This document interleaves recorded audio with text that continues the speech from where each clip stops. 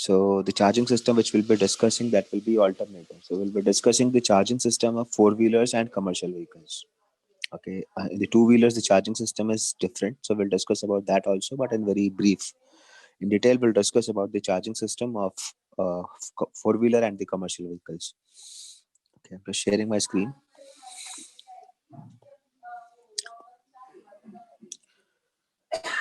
Okay, is my screen visible? Yes, sir. Yes, sir. हाँ जी sir. Okay. Okay, so in this figure, the alternator is shown. But before going on to it, if we talk about the charging system, as the name indicates that for what purpose the charging system will be used, charging system will be used to charge the battery.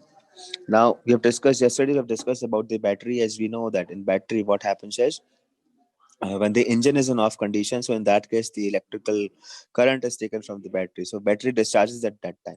When I want to start the engine, then in that case, high current is need to be supplied to the starter motor so that the battery discharges. So what we have to do is you have to charge the battery. And not only we have to charge the battery, but what we have to do is we have to supply the electric current to the other auxiliaries which are present once the engine is started. Okay, so for that, what we use charging system. Now, if we talk about the charging system, then the charging system are of two types. Okay, first of all, this charging system, that is also known as generators.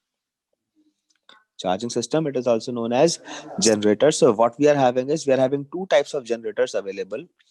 First is DC generator. Okay, and second one is AC generator. So these are the two types of generators which are available for automotive charging purpose. That is DC generators and AC generators. As the name indicates, DC generators. So what it will produce? It will produce direct current.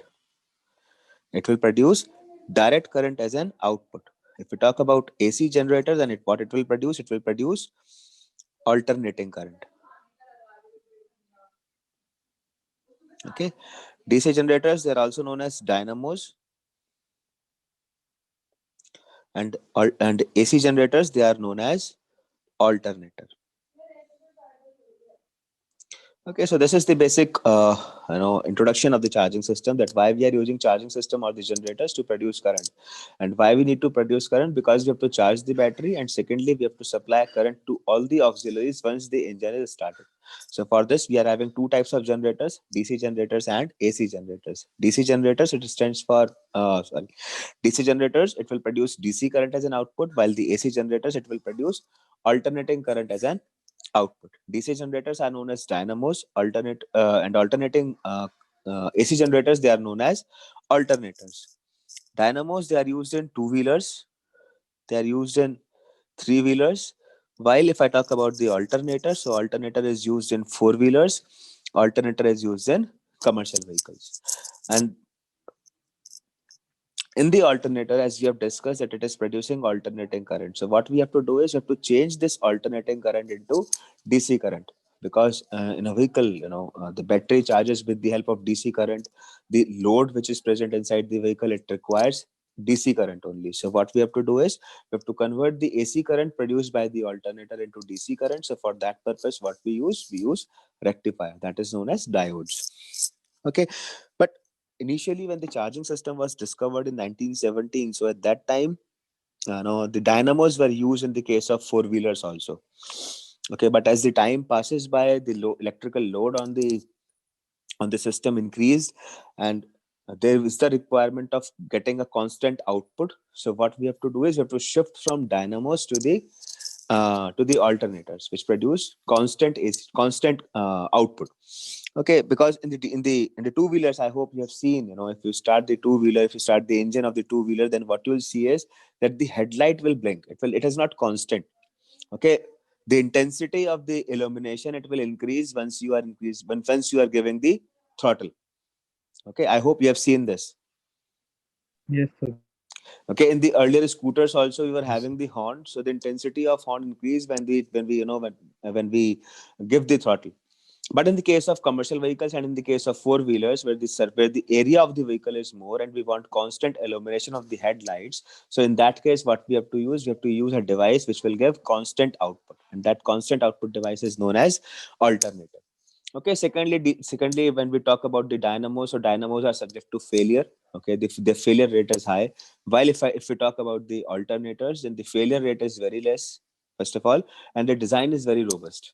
Okay, so what we can do is we can use the alternators in the four-wheelers, we can use it in the commercial vehicles, and we can use in the off-road vehicles also. Okay, in the case of tractors also, what you'll find that alternator is present.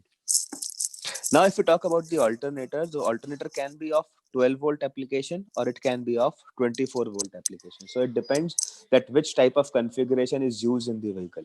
Okay, if 12 volt configuration is used, then in that case we have to use 12 volt alternator, and if 24 volt configuration is used, then in that case we have to use 24 volt alternator.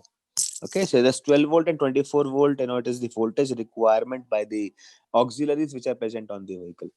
Okay, and if we talk about both DC generators and the AC generators, then in that case they require some source to produce the current, and the source it comes from engine itself. So once the engine starts to run, then in that case only what will happen, the alternator will run. Okay, if engine is in off condition, then neither the dynamo neither the alternator, they will not produce the output. Okay, so the mandatory condition is that engine must be turned on. Is this thing clear to all? Yes, sir. जी sir. Okay. Yes, sir. Okay. So in this slide, what I have done is I've taken some of the questions, okay, which describes the electrical loads. Okay, so first question is that what makes the vehicle start? The answer for that is starter. Okay, in the vehicle, what I'm having is I'm having the starter motor. Okay, so starter motor, this is the type of electrical load. Next question is that what makes a vehicle run? The answer for that is engine. Okay, but you'll say that engine is the mechanical component, but nowadays engine is not a mechanical component, it is electromechanical component. So in engine also, what we have done is we have introduced several type of sensors, and those sensors require some power input. So that power input will be considered as the electrical load. Okay, next is what makes the fuel ignite. Okay, this is not engine ignite, this is fuel ignite. What makes the fuel ignite? The answer for this is the ignition system. So in the case of petrol engines, what we are having is we are having the ignition system. Okay, in the ignition system, what we are having we are having power transistors, we are having individual ignition coils, we are having the spark plugs. Okay, so this is the complete ignition system of a vehicle. Okay, and for the spark plug to produce the spark, what we require we require high intensity voltage. So it also comes out from the either from the battery or from the alternator. Next is what supplies fuel to the engine? The answer for this is the fuel pump. Okay, so in the vehicles, what we are having right now is we are having electrical driven pumps. Earlier we were having mechanical pumps, but right now what we have done is we have replaced those pumps with electrical pumps.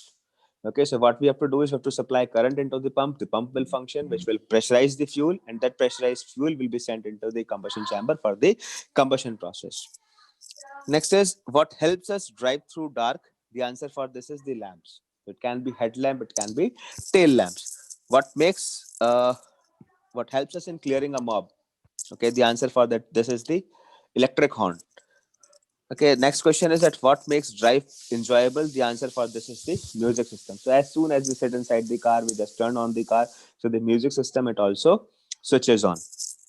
Next is what makes the drive pleasant? Yeah, the answer for this is the heater or air conditioning system as desired by the driver.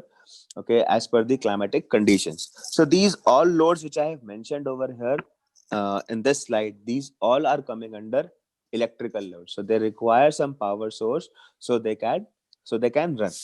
Okay, so sir एक question है. yes. Sir petrol engine में जैसे spark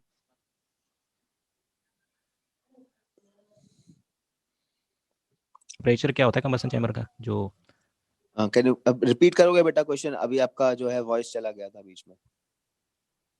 sir internet connection सही नहीं आ रहा है. हाँ, आप बताओ, दोबारा रिपीट करो. डीजल इंजन में कंबसन चैम्बर के टेम्परेचर कितने होते हैं जो अच्छा देखो, अगर मैं पेट्रोल के कंबशन इसकी इग्निशन टेम्परेचर की बात करता हूँ, सेल्फ इग्निशन टेम्परेचर की, तो वो नियर अबाउट होता है 310 डिग्री सेंटीग्रेड के। और अगर मैं डीजल के सेल्फ इग्निशन टेम्परेचर की बात करता हूँ तो वो नियर अबाउट 280 डिग्री सेंटीग्रेड के आसपास होता है। इसीलिए पेट्रोल इंजन के अंदर हमें क्या चाहिए होता है, स्पार्क प्लग चाहिए होता है, और डीजल इंजन में इसीलिए हमें स्पार्क प्लग नहीं चाहिए होता। ठीक है। प्लस अगर मैं फ्लैश पॉइंट की बात करता हूँ तो फ्लैश पॉइंट डीजल का हाई होता है, flash point of fire point diesel का हाई होता है, इसीलिए डीजल के अंदर क्या चाहिए होता है, हमें ज्यादा कंप्रेशन रेशियो चाहिए होता है। Yes sir, thank you sir. ठीक है, यही पूछ रहे थे आप? हाँ जी, हाँ जी। ठीक है, तो अभी okay, so what we have learn till now is we have learned about the basic electrical system which is required to start the vehicle, which is required to drive the vehicle. Apart from these electrical loads, we are having several other electrical loads also. Okay, so what I have done is in this slide I have classified those loads into permanent loads, long time loads, and short time loads. So the permanent load means which needs to be run, when the engine is started or when the vehicle is start moving. Long time load means which needs to be run for longer duration of times. Next is short time loads which we require for a particular instance of time. So in the permanent loads, what will come? First of all, the ignition system. Next will be your fuel pump, and next will be the fuel injection system. So this all will come into the permanent load. Next, long time loads, we are having headlamps, car radio, heater or air conditioning system. Because in the heater or air conditioning system, what we are having the blower motor. Next is the tail lamps, parking lamps, panel lights. Okay, panel light means your dashboard lights. And next one is the nameplate light. Nameplate means car registration plate lights. So at the back side of your at the back registration plate, you're having the light also. Okay, so that comes under long time loads. If we talk about short time loads, so we are having turn lamps, that is your indicators, stop lamp, that is your brake lamp. Next is your power windows. So as we have to operate power window for a short duration of time only, either I have to close it up or I have to open it up. Okay, next is the radiator blower. So nowadays, as you all know, that the radiator blower or the radiator fan, it only operates when the engine temperature or the coolant temperature basically is 97 degrees cent above 97 degrees centigrade. So in that condition, only the blower motor will run for the radiator. If the temperature is less than 97 degrees centigrade, then the fan will not operate. Okay, next comes the wipers. So wipers are used when it's raining outside or I have to clean my front window screen. Next is the horns. So it is required to clear the mob. Next is the starter motor. So starter motor is required only at the starting purpose. So you can see over here is the power requirement for the starter motor is very high, near about 0. Kilowatt to 3 kilowatts. Next, we are having cigar lighters and the ceiling lamps.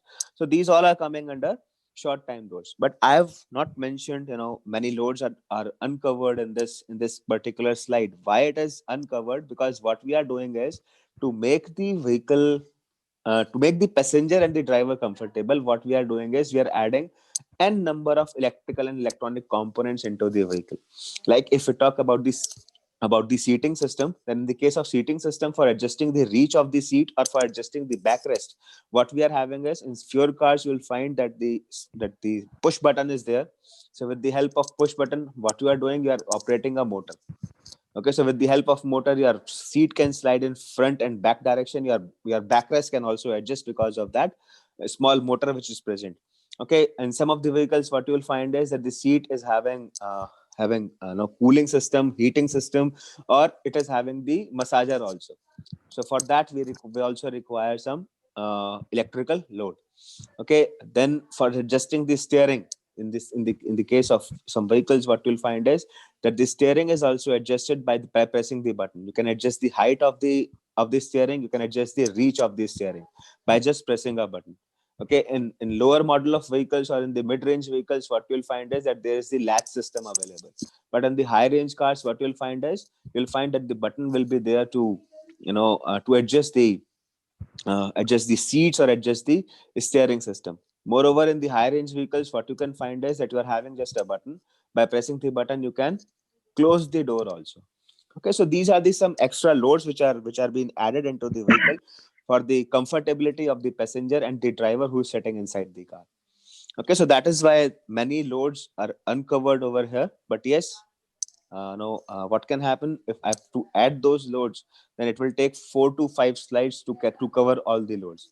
Okay, and each and every month a new vehicle is rolling out with some new features. And when I term new features, then in that case the electrical loads are increased. But yes, what we are doing is we are increasing the electrical loads, but we are using the power efficient electrical loads. Okay, if we talk about the headlamps, then in some of the vehicles, in the earlier vehicles it was halogen headlamps, but nowadays what are coming, LED headlamps are also coming. Okay, so the LED headlamps are fitted into the car in place of your halogen lamps, so it reduces the power requirement of that headlight system. So likewise what we are doing is we are improving the various electrical components, and we are making the electrical components such as they occupy, or they take less amount of power from the from the alternator or from the battery. So this is about the electrical loads. Now in the case of vehicles, what we are having So is we are having, yeah, yes please. After market अगर extra horn लगवाते हैं तो What please repeat. Hello Yeah. Sir मैं बोल रहा हूँ कि after market अगर एक्स्ट्रा हॉर्न लगवाते हैं बाइक या कार में तो Mhm. सर हॉर्न के साथ रिले लगाने को बोलते हैं, वो रिले का क्या फंक्शन होता है? Okay, so in that case, the function of relay. See, what happens is that suppose the horns given by the car, okay, it was occupying 20 watts, so it requires 20 watt to operate. Okay, but what you are doing Yes. is aftermarket. You are going aftermarket, and in the aftermarket, you want that the sound intensity of the horn should be high. So in that case, you purchase a horn from the market which requires 40 watts. Okay, and which requires, suppose this requires 2 amperes and this requires 5 amperes of current. Okay, but in the what the company has done is, company has designed the wiring harness so that it can sustain 20 watts and 2 amperes of current. Okay, so for that purpose, as we are going after market, and in that case the power demand of the horn has been increased, the current demand of the horn has been increased, so that the load doesn't come onto the wiring harness. What we do is we place the relays. Okay, so what relays are doing, relays are amplifying the current. So from battery, 2 ampere will be coming to the relay will amplify it to 5 amperes. It will amplify the wattage also, 20 watts to 40 watts, and then it will be given to the electric horns, so that electric horn can function. Okay, if you'll place it directly, then what will happen, your horn can go bad, or what can happen, your fuse can run out. So that is why, to protect this, we use the relay system.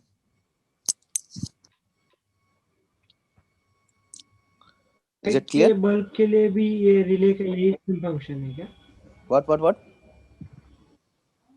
Headlight मतलब car में जो headlight सभी relay सभी लगाते हैं सभी तो सभी इसमें के लिए, भी सभी, हाँ, वो उसका भी सर फंक्शन यही है. क्या आप रिपीट कर सकते हैं, क्योंकि मेरा इंटरनेट कनेक्शन थोड़ा वीक है, इस वजह से मैं सुन नहीं पाया तो मैं रिले काम को। करूंगा, क्लास के बाद मैं आपका जो क्वेश्चन है उसका आंसर टाइप करके ऑर्गेनाइजर्स को भेज दूंगा, वो आपको बता देंगे, वो आपको ओके भेज देंगे. ठीक है, तो रिले का फंक्शन, जहां थैंक यू पर भी हम लोग हाई वोल्टेज के लिए जा रहे हैं, कंपनी ने किसी चीज के लिए बनाया, हमने हाई वोल्टेज का कंपोनेंट वहां पर लगाना, तो उसके लिए वहां पर रिले लगाना पड़ेगा. तो रिले का फंक्शन वहां पर क्या होगा, करंट और पावर को एम्पलीफाई करने के लिए काम आएगा. Okay, so now in the case of vehicles, what we are having is we are having two sources of electricity in the vehicle. The first source is battery, and the second source is generator or alternator. Okay, so if I talk about the battery, then from the battery energy can be drawn at any instance of time. Okay, so for drawing the energy or the current from the battery, it is not required that the engine must be in on condition. Okay, but if we talk about the alternator or the generator, so energy can only be drawn when engine is in on condition. If engine will be off, then generator will not function.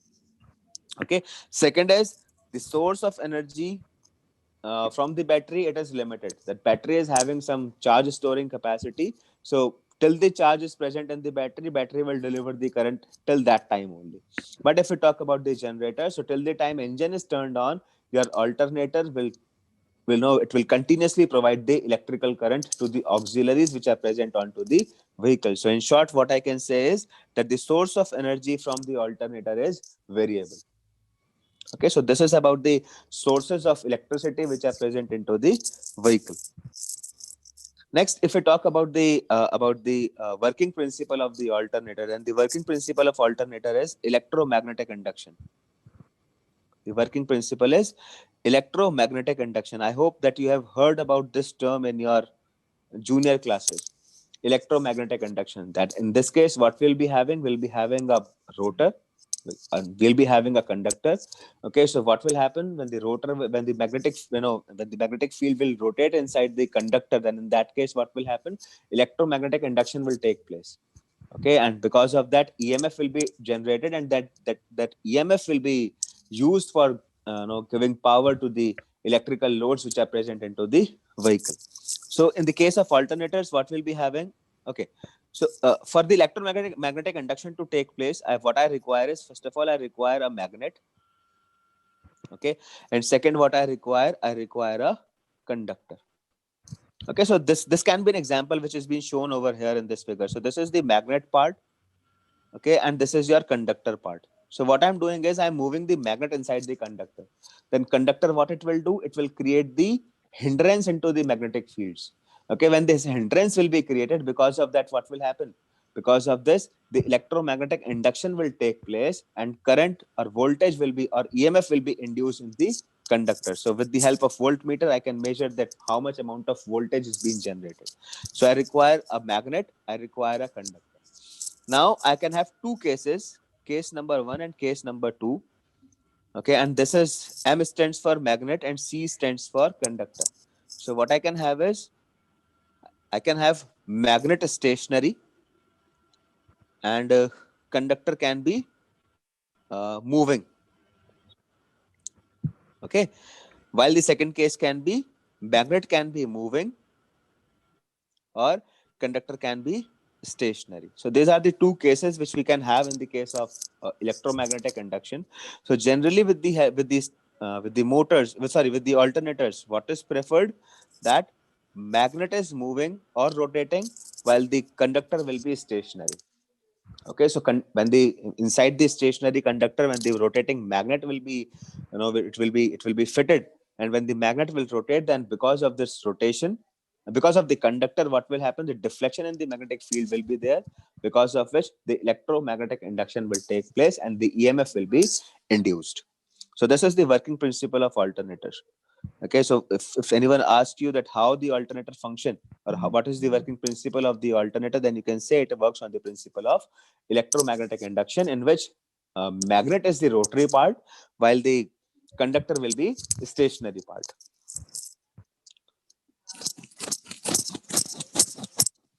Okay, now this is the this is the cut section of your alternator, in which the components are being described. So we'll start with first component, and that is DEF. DEF, it stands for drive and flange.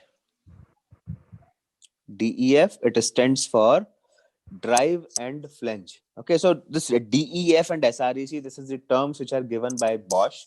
Okay, if we talk about the alternators of Denso, okay, or if we talk about the alternators of TVS, then in that case the notations can be different. Okay, but this DEF, SREC, they are the terms which are given by the Bosch. The rest, all the components will remain the same. Only the difference will be in this name only, DEF and SREC. So DEF stands for drive and flange. Now, for what purpose this flange is used? So that the alternator can be held into its position.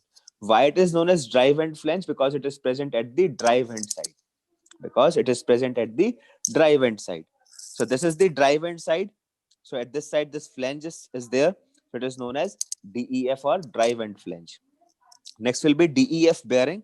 So this, what you are seeing over here, this is the DEF bearing. That is drive and flange bearing. So I hope you know that why we use bearings in the case of any component. The bearings are used to reduce the friction. So here the shaft will be rotating. I have to reduce the friction. So for that purpose, what I have used the bearing.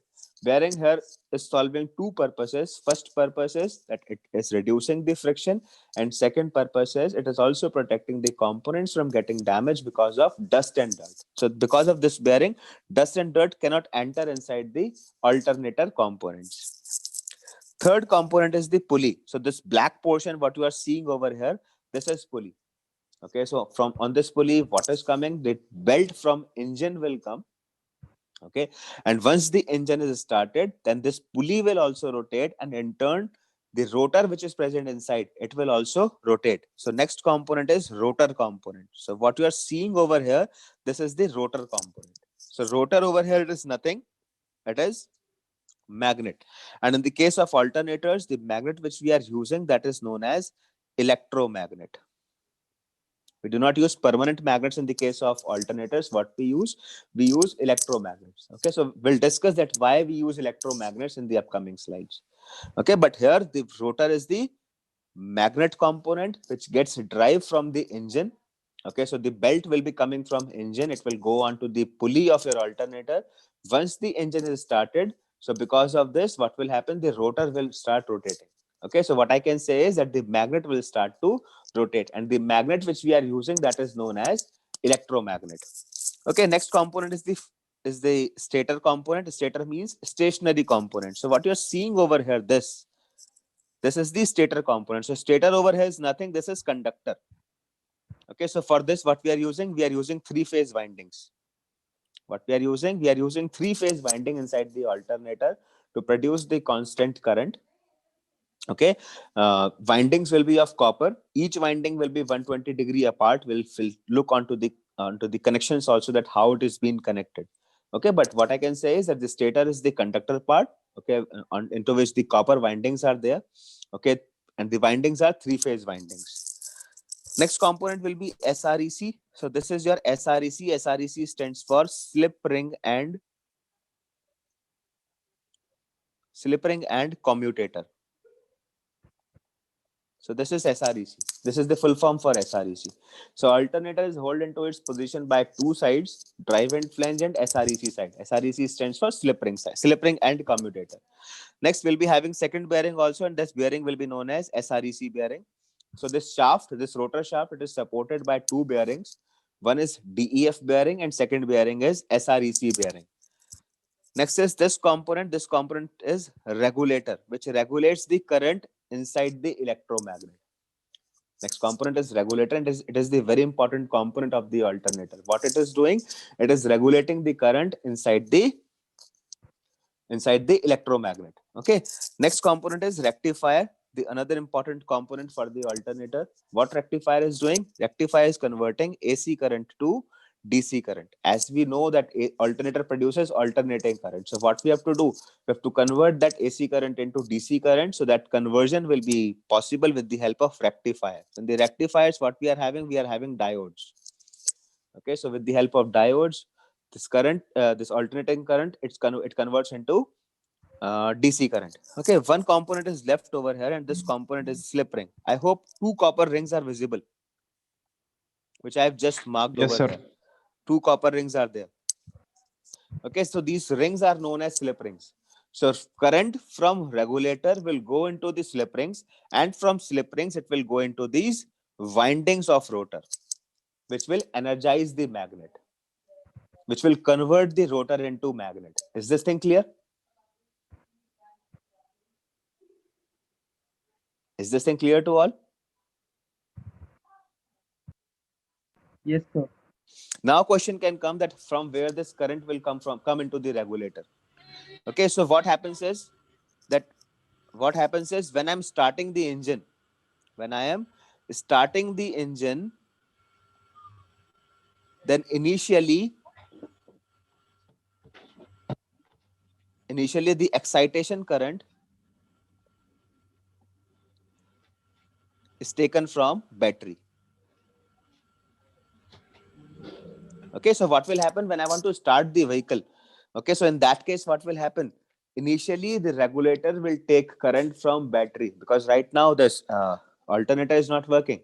So when I'm starting the engine, then in that case, the excitation current will come from the battery, because we know that how the electromagnetic induction will take place. It will only take place when there will be magnet inside the alternator, and how this rotor will be converted into magnet by passing electric current into it.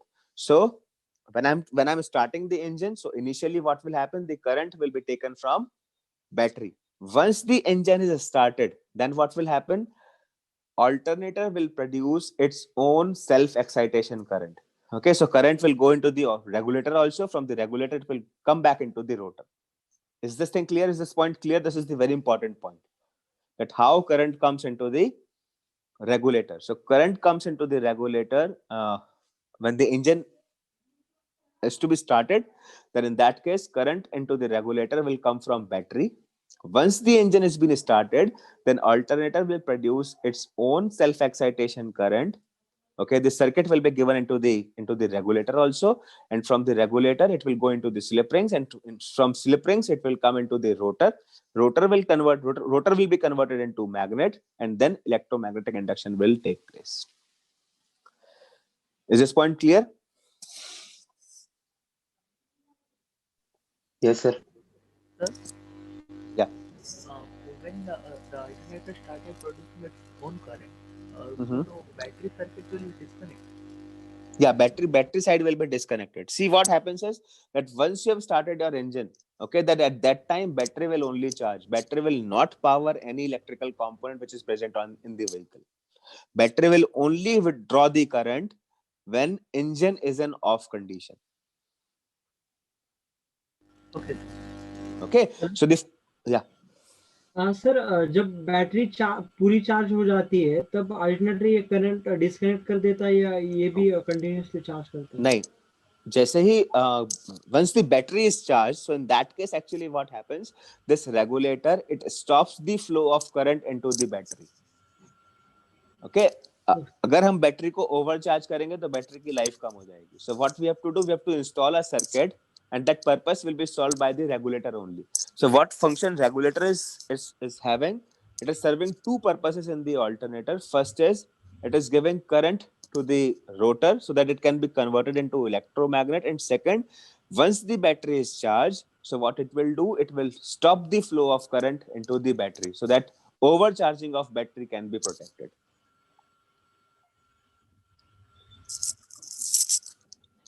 Okay, any more doubt in this?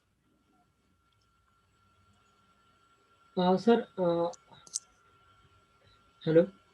Yeah. Sir जो old गाड़ी थी जो dynamometer बोलते थे, अब ये alternator, उसमें कुछ मतलब डिफरेंस हुआ है क्या, मतलब चेंज क्या हुआ है? See, the construction of dynamo and alternator is entirely different. Okay. Okay, the construction is entirely different. So अभी मेरे पास डायग्राम भी नहीं है डायनामो का. Okay, तो मैं आपको डायनामो भी दिखा भी नहीं सकता, but the construction is different. Okay, so that is why right now I'm not able to show you the dynamo, but construction पूरा different होगा. Okay. Purpose will be same, but construction will be different.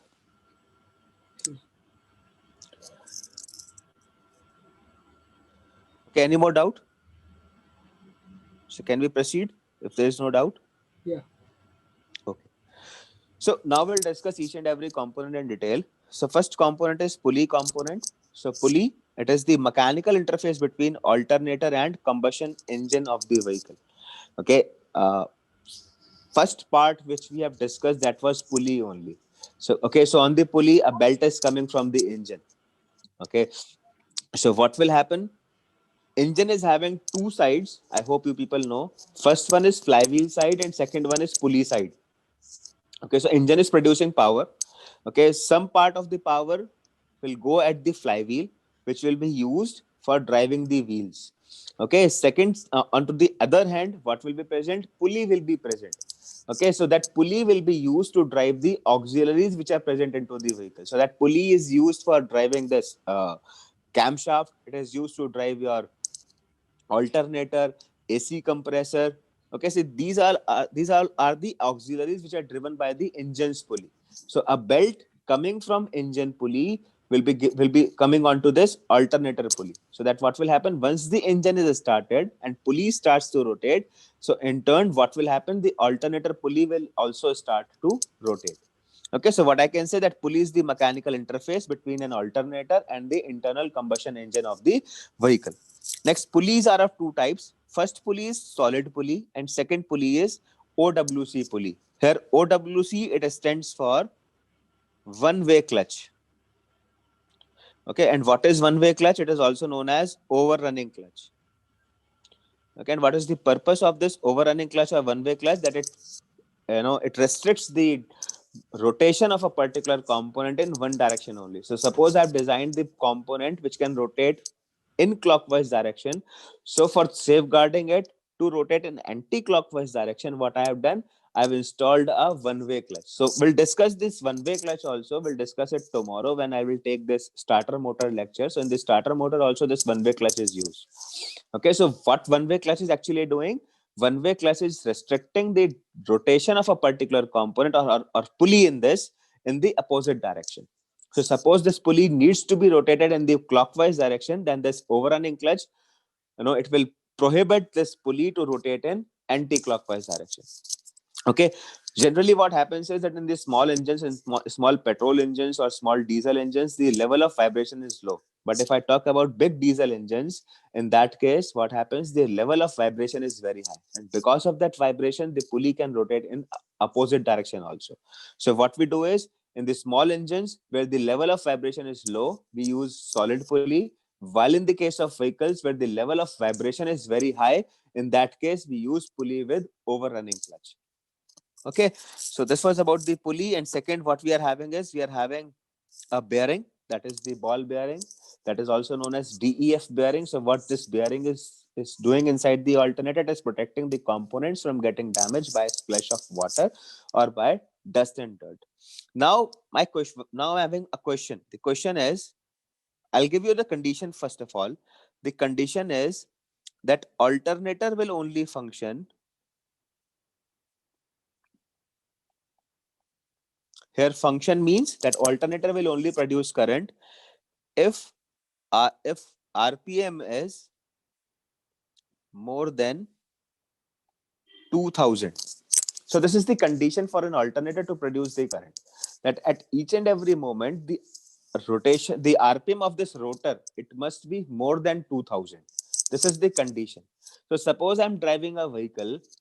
Okay, I'm cruising at high speeds. So at that time, what happens? At that time, the RPM, it is above, the engine RPM is above 2000. So alternator will function. But what I've done is, I've parked my car onto the road, and right now the engine is at idling RPM, and the idling RPM for a particular engine ranges between 800 to 1000 RPM. Then in that case, how this alternator will function? What provision what we have to make so that the alternator should function at this idling RPM also?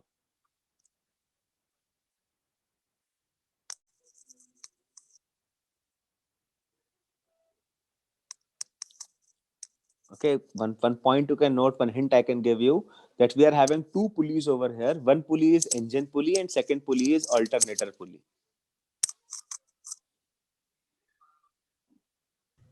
By using of engine pulley, sir. See, power is coming from the engine pulley itself.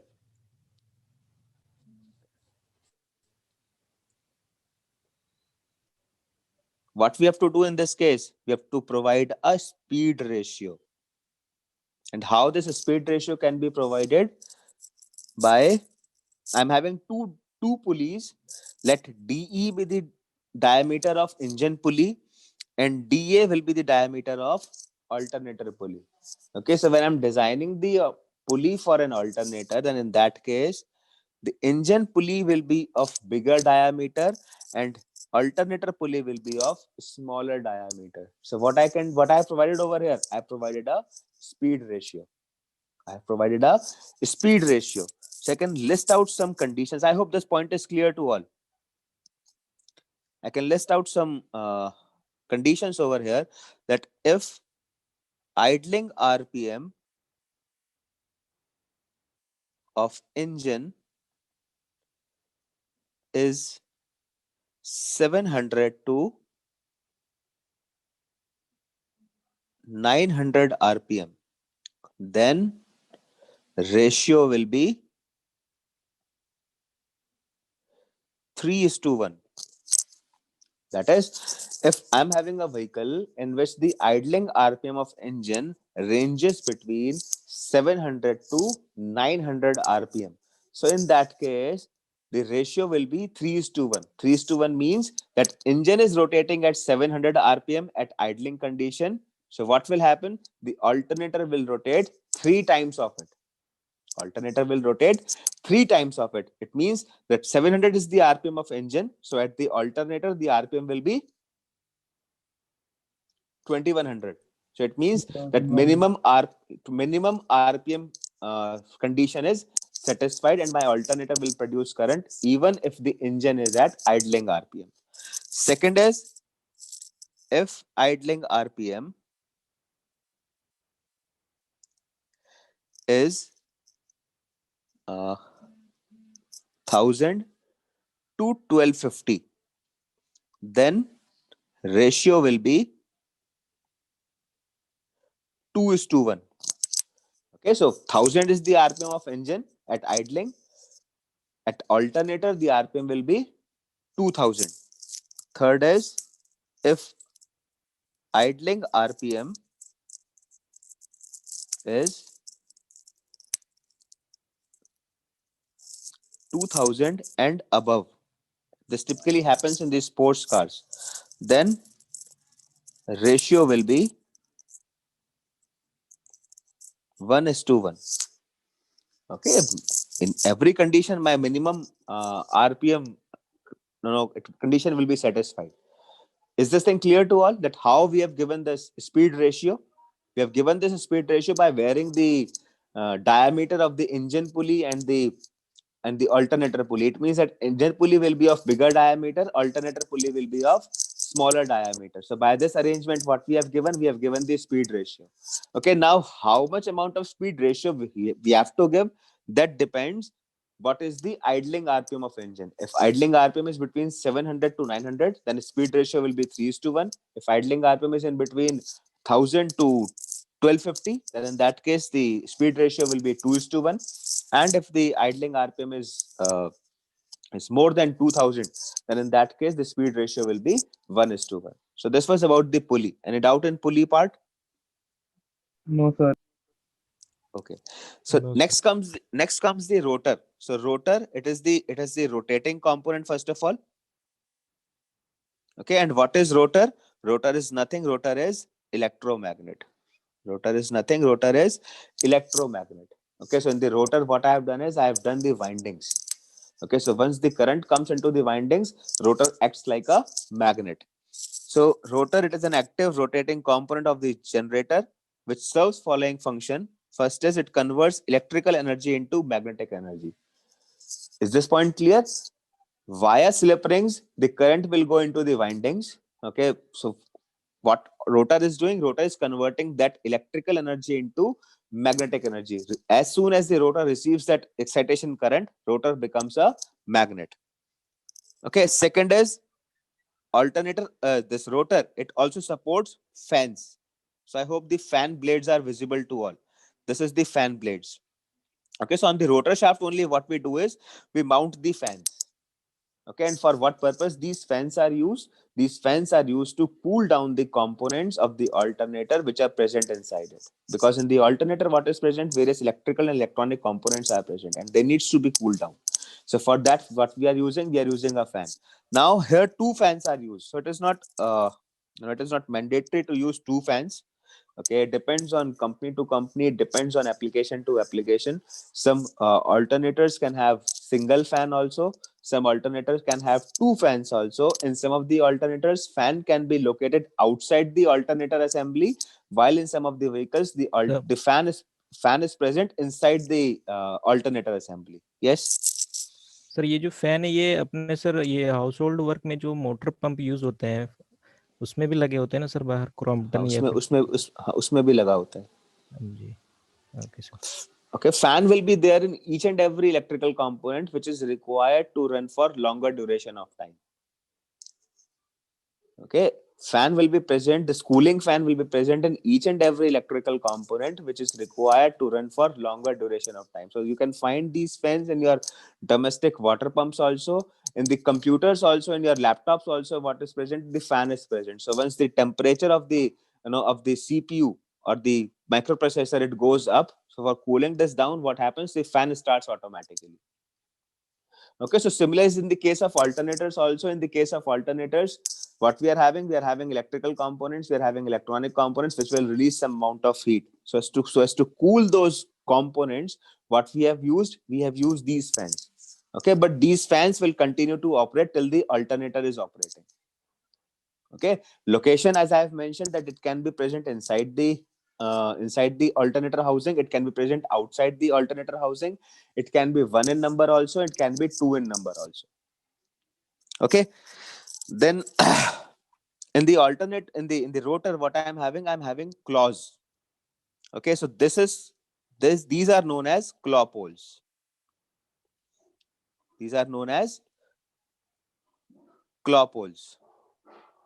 Okay, and first of all, what are claw poles? Claw poles are north pole and south pole of a magnet. So we have to remember that the claw pole which is near to the pulley, it acts like a north pole, while the claw pole which is near to the slip ring, it acts like a south pole. Okay, and each claw pole is having 6 fingers into it. So 1, 2, 3, 4, 5, and 6. So it is universal. No matter what will be the size of alternator, the claw pole fingers will be 6 in numbers. No matter what the size of alternator is, there will be only 2 claw poles. And onto the rotor shaft only, what is present? These slip rings are present. So slip rings are nothing. These are the copper rings which are present onto the rotor. So from where the current passes into the rotor windings. Is it clear? Yes, Yes, sir. sir. Yes, sir. Okay. So next component is the stator component. As I have mentioned, that stator is nothing. This is your conductor part. Okay, and what we have used over here is we have used 3-phase windings. What we have used 3-phase windings. So what is the purpose of stator? To transform magnetic energy into electric energy. Next is to deliver the alternating current to the rectifier. Okay, and as I've mentioned that what we are using 3-phase windings in the case of stator. Okay, so these windings, they are 120-degree apart from each other. I hope this connection you have learned in your electrical subject. Okay, this is the star connection, and each windings, they are separated by 120-degree, and between each windings a separator will be mounted so that it can prevent the short circuit. Okay, so this is the star. We can have star connection also, we can have delta connection also. So this is the delta connection. I hope you have seen this before. Okay, so this is winding number 1, this is winding number 2, and this is winding number 3. Have you seen this before? Ji, sir. Okay, I hope that you have solved the numerical problems also for this star connection and delta connection in your electrical subject. There are some students from electrical and electronics branch also, so they have studied this in your second year also in circuit analysis subject. Yes, sir.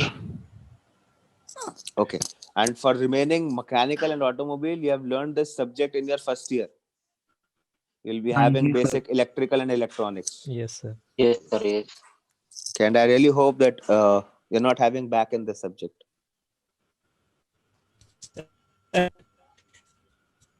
What?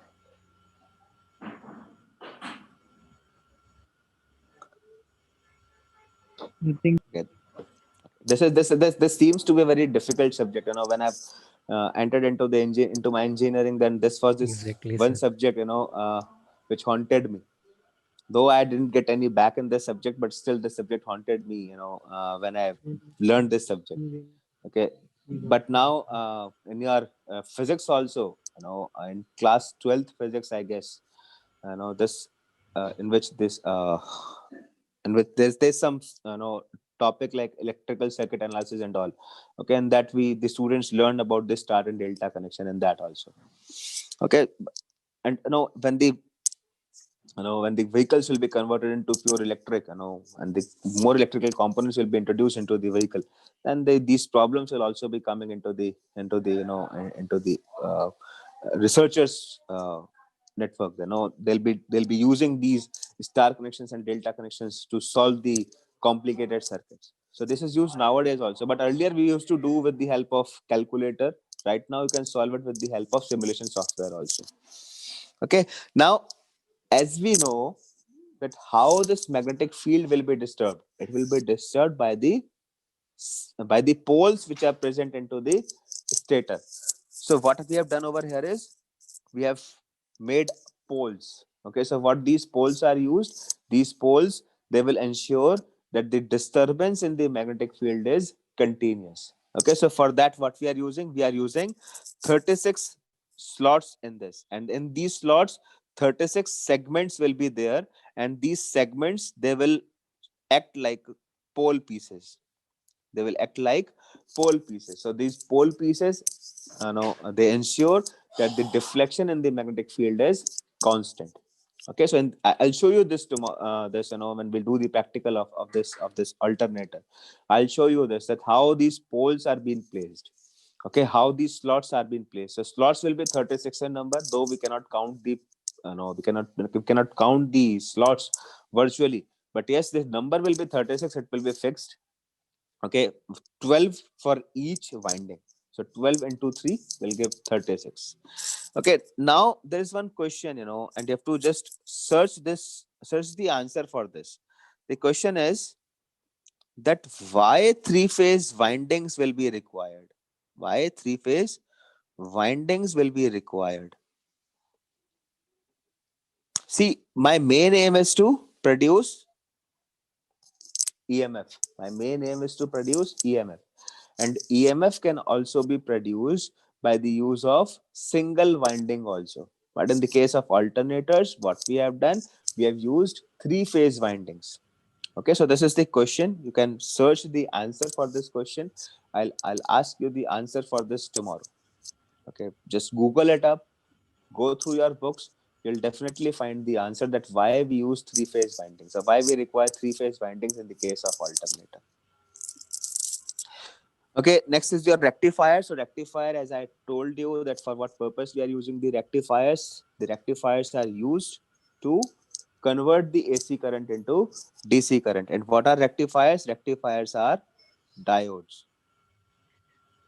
Rectifiers are diodes, and these diodes are forward bias diodes. I hope you people have learned about this also.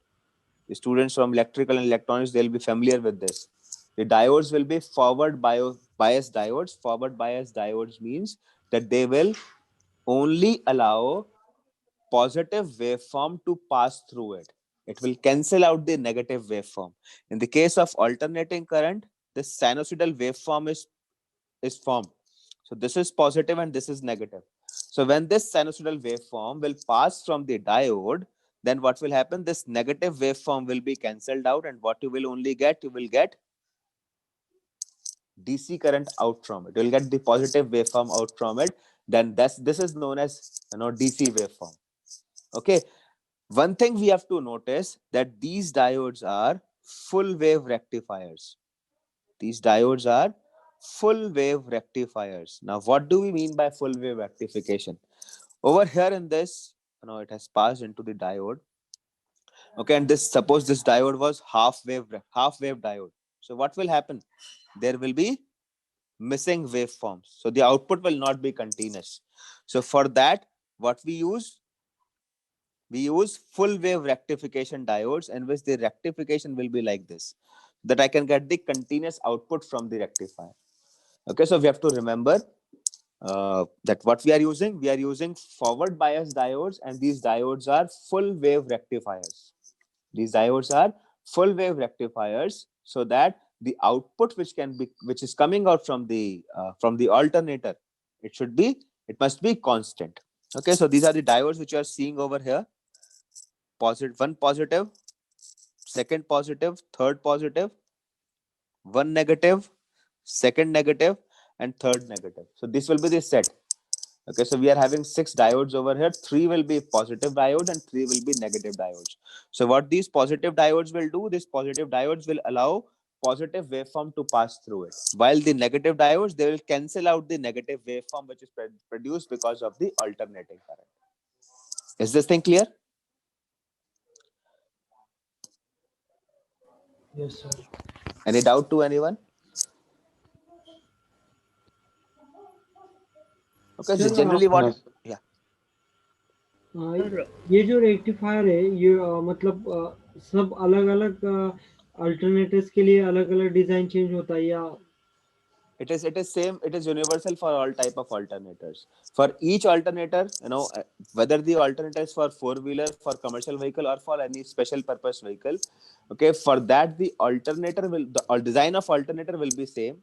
The alternator will be having three-phase windings, okay, and for three-phase, for conversion of those three-phase AC output, what we have to do, we have to use these diodes, okay, and these diodes will be universal for each and every design. Okay, and what will happen, this rectifier plate is also universal for each and every design. Only the size of rectifier plate will change according to the size of alternator. okay. Rest all will remain the same.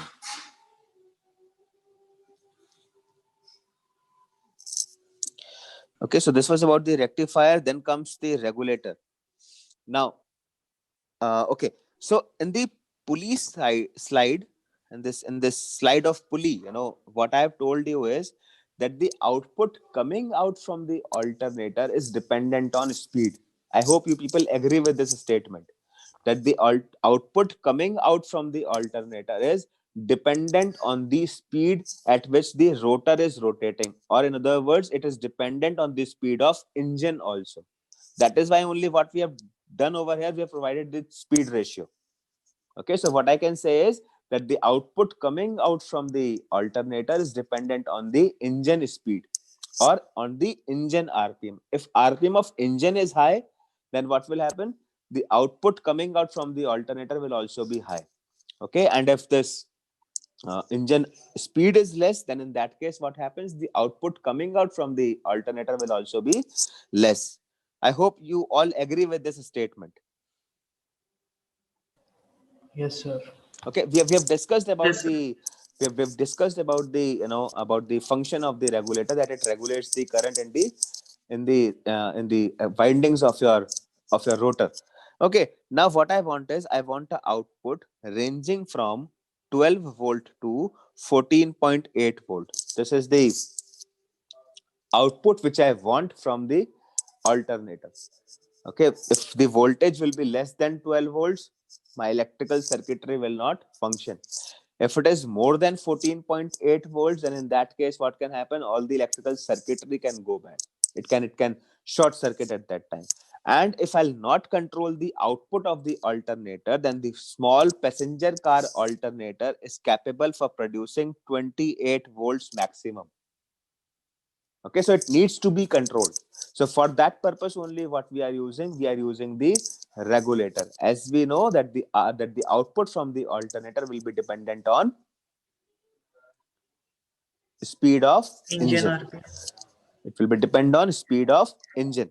Okay, now I have also told you that in the rotor, what we are using electromagnet. We are using electromagnet. My question to you people is that what if I have used permanent magnet in the case of rotor? Will I able to control this output? No, sir. Why? Sir, because the magnetic field would be constant as it is a Yeah. permanent magnet. Yes, because the intensity of magnetic field will be constant. In the case of electromagnets, what is the advantage? That if I will decrease the excitation current, then ultimately what will happen? The magnetic fields will become weaker. If I'll increase the supply of current into the rotor windings, then what will happen? The magnetic fields will get stronger and more output will be generated. Okay, so what happens is that suppose the RPM of engine is low. Suppose what is the condition, that the RPM of engine is low and the demand of the electrical current in the circuitry of a vehicle is high. Okay, so in that case, what can happen?